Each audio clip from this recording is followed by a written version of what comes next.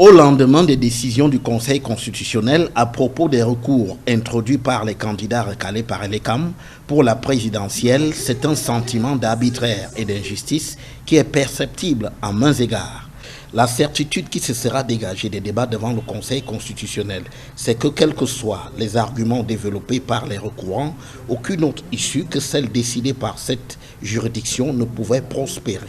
Celle dont la volonté du Conseil constitutionnel, son libre arbitre, comptait, comme celui de l'AFCADIO dont parle André Gide dans les caves du Vatican. Et en même pire, il n'y aura eu aucun remords ni pour le cas de Maurice Kamto, ni pour celui de Jean-Blaise Gouette, écarté de la course à la présidentielle. À cet arbitraire s'ajoute aussi l'injustice. Aucune référence pertinente à la loi n'a été observée. Peu importe les pièces fournies par Maurice Kamto, peu importe les arguments juridiques et cohérents développés, l'injustice régnait en maîtresse absolue.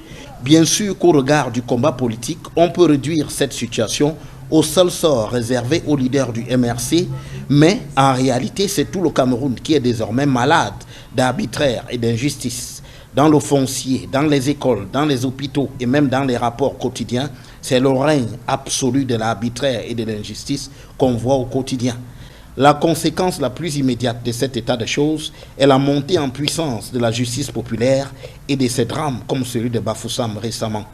Au risque de courir à une implosion, il faut bien que la justice et l'équité finissent par prendre le pas sur l'arbitraire et l'injustice au Cameroun.